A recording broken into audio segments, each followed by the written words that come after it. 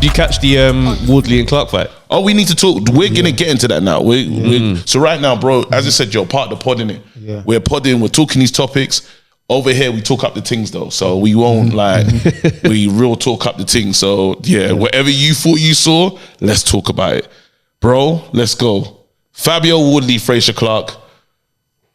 I think potentially could be fight of the year, bro. Yep, I believe so. Could be fight of the year. Early nominees. Fight of the year. Nah, what do you need, bro? In terms of there's still time to go, fam. There's still time to go. That's all I say. Heavyweights. This is what I was looking for from Parker versus Yang. I was looking for this action, the excitement. I said, this will do it. Right now, that was mad. That was the coldest Just fight. Heart and grit. I stood up, bro. I gave them a standing ovation from the round 10. And you weren't even at the fight. I wasn't at the fight. I got a standing ovation from home, fam. I don't watch fights. No, what was you thinking? Have you seen it? Obviously, I've seen bits of it. Remember, I was still trying to go toilet for UCAD. Yeah. So they were taking me in this room, sign this paper, taking me in that.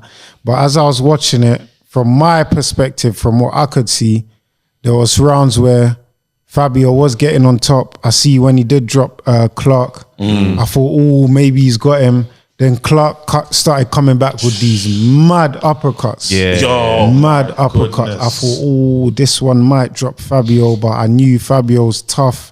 He's got grit. He's relentless. So it was a back and forth. For me personally, I think it did deserve to be a draw from what I see. Yeah. I want to watch the full thing properly when I get home. But what do you lot think? Bro, that nose injury, bro. That nose. I was watching that thinking, they're going to stop it. There's so many times I thought it was about to end. And then Fabio just come with a flurry just to let him know I'm still good. Still good, yeah. Bruv. Do you know what's so hard, yeah? Because I didn't score it. And I couldn't score it. It was one of those fights where Frazer will start fantastic, getting off the jab, double jab. He can see he's controlling it. Then after Fabio, it's like he has this it's kill switch where he says, nah. And it's like, he literally from nowhere, it's like when the guy's got the dog in him. When he gets the real dog in him. Not like anything he says, nah. It's when he gets hit and he steps back. It's almost like he steps back like, how freaking dare you, bro? Yes. And then he just goes off.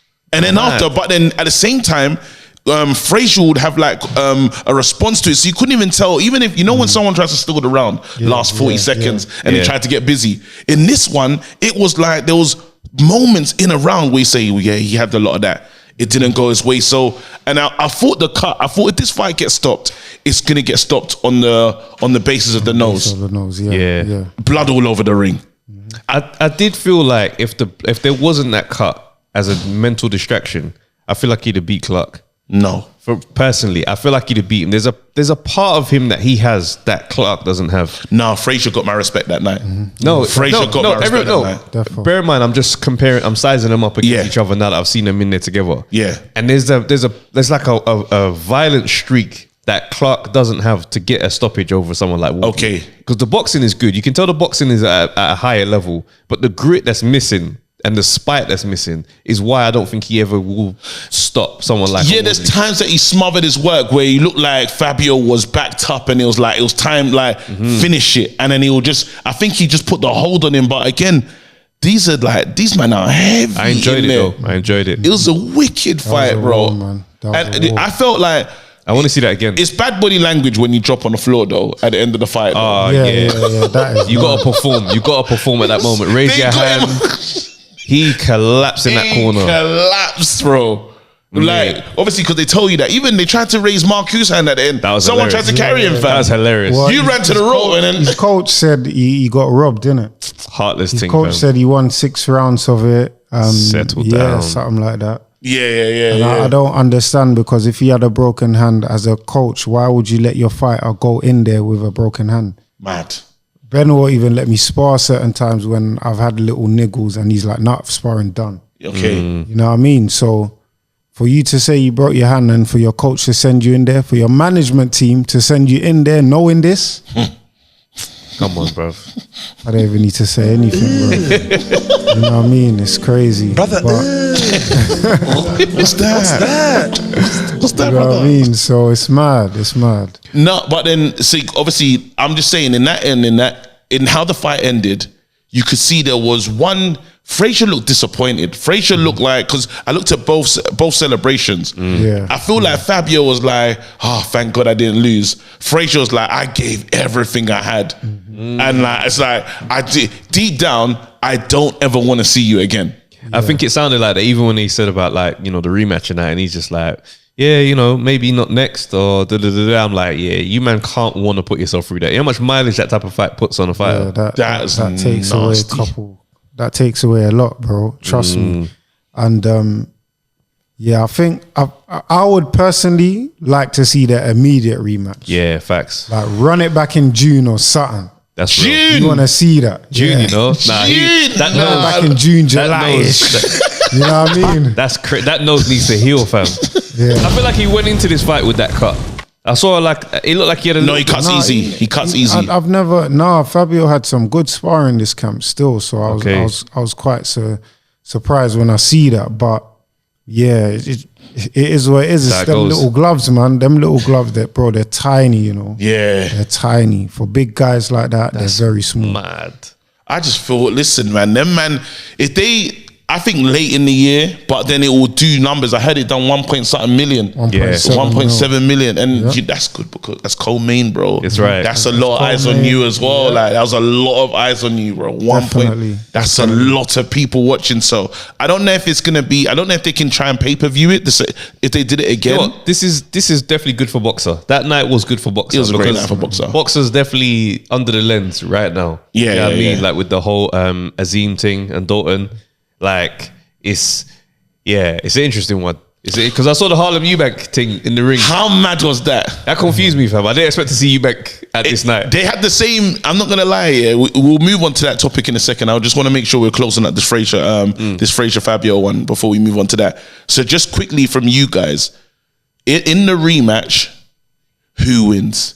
Is there pieces that Fabio can learn and do better, or is Frazer like the clear, like if he just adds this to his game, will he be the winner? All right. So looking back at it now, Yeah. I think Fabio will go back in the gym with the team and say, look, we need to tighten up here, here, and here.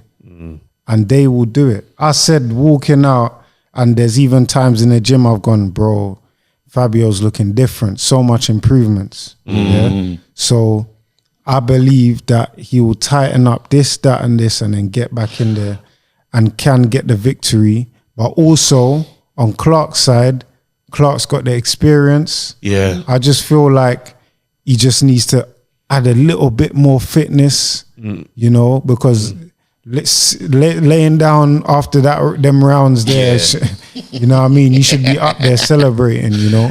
You should always do more. I think you should always do more, you know? I think the most rounds I'd done in camp was like 14 rounds, bro. And that was even like a stitch up. So it was like, I think Barry just wanted to see how long I can go for. You know what I mean? But you should always go over and above and work harder. And if Frazer can do that, maybe he can win. If Fabio can go back and look at where he went wrong, I feel that he can win. I feel, Trav, before you go, I feel that Frazer has less to do to get the win. I felt like Fabio, there's a lot, like one thing for sure is you could tell the difference between the pedigree and in terms of amateur. There was a boxer in there that now had those moments where he was in control and he just looked better. He just looked like I box, I do this. I'm like, even almost when I was watching the fight, I was thinking, bro, I can't believe that he's the underdog in this fight when skill wise he's probably more up there. So if he can just add that a bit of venom with the fitness, because I really think it's fitness, and he would have had the venom to get it done. That's my opinion. Trav? Yeah, I think for me, I just think the matchup, Fabio Wardley is more likely to get the win in the rematch. And the reason why I say that is because you can't discount how that broken nose has affected his performance in this one. Like his face was drenched in blood. Losing blood like that does take away some of your energy, but also getting jabbed on a broken nose, that's a much bigger distraction from normals. Do you understand? So for me, I feel like he's got more chance of him stopping Clarke more so than Clarke does for over 12, because I don't think he's going to stop Wardley. I don't think he's got that venom to put the foot down and go, especially as he's aware of Woodley's power now. Woodley looked a bit tired when he was getting touched in the 11th round, you know. No, definitely. I'm just the way the matchup. I think Woodley's got enough to get past Clarke. But then, if I worry about how high can he go, the boxing pedigree is going to start to show at the next level and the next level. Now I'm like, okay, there's the experience gap. Obviously, the white collar story is a cool story to say, but it's one of the ones where you say, "Rah, these men really do have amateur pedigree." So Clarke could even surprise me and just box his ears off for 12 rounds now. He's been in the ring. He's seen it. So we'll see what happens. Let us know in the comment section what you're thinking about that one. Get involved. We'll keep it moving.